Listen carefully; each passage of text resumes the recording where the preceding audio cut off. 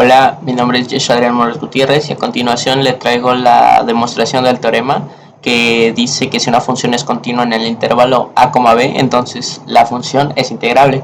Ahora, continuando con la demostración, con paso 1, damos las propiedades de la continuidad. Sabemos que f es continua en el intervalo, entonces de acuerdo con un teorema, una función continua en un intervalo cerrado y acotado a, b es acotado, es decir, que existe un número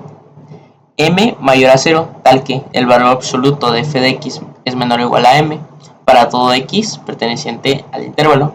Además, como f es continua en a, b, entonces f es uniformemente continua, y esto implica que para cualquier epsilon mayor a 0 existe un delta mayor a 0 para todo x y y en el intervalo. Si el valor absoluto de x menos y es menor a delta, entonces el valor absoluto de f de x menos f de y es menor a epsilon. Ahora, como paso 2, agarrando las particiones del intervalo, dividiendo las particiones en subintervalos, tal que la partición queda de la manera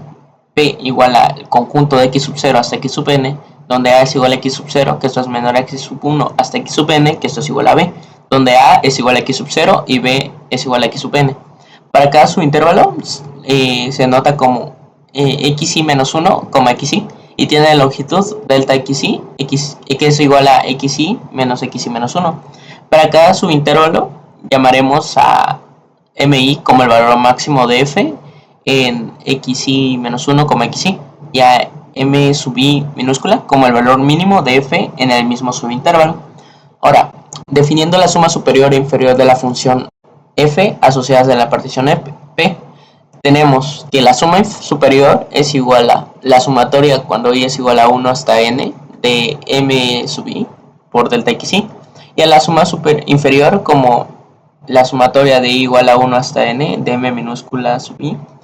por delta xy. Ahora, como paso 3, dado que f es uniformemente continua, entonces para cada epsilon mayor a 0 podemos escoger los subintervalos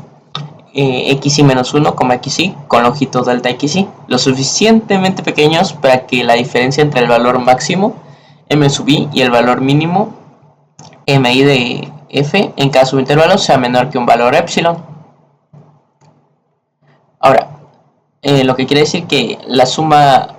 superior es menos la suma inferior es menor a epsilon para todo i perteneciente a, b. Ahora, como paso 4, dando las diferencias entre la suma superior e inferior. Entonces, la diferencia entre la suma superior y la inferior es la suma superior menos la suma inferior, que esto es igual a la sumatoria cuando i es igual a 1 hasta n de m mayúscula sub i menos m minúscula sub i por delta xy. Ahora, como sabemos que m sub i menos m sub i es menor a epsilon, para cada subintervalo podemos escribir a la suma superior menos la suma inferior, que esto es menor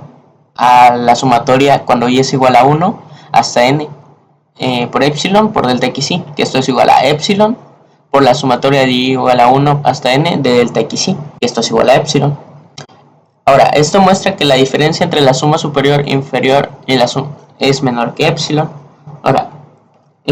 como comentario, esto significa que la función f no puede variar mucho dentro de cada subintervalo si hacemos la partición lo suficientemente pequeña. Ahora, como paso 5, pues dando el criterio de existencia y de la integral.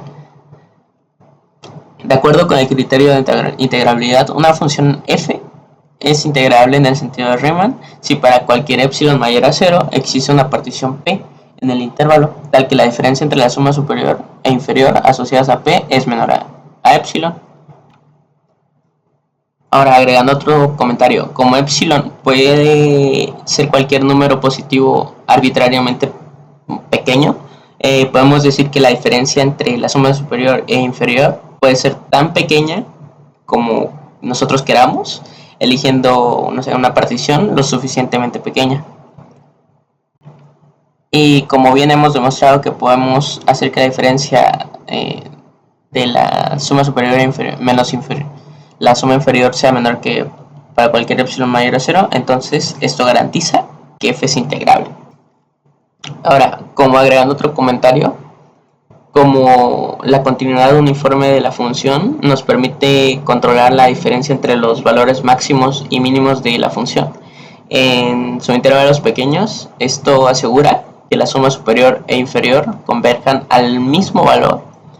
y esto nos garantiza la existencia de la integral. Entonces, por lo tanto, si f es continua en el intervalo a, b, entonces f es integrable.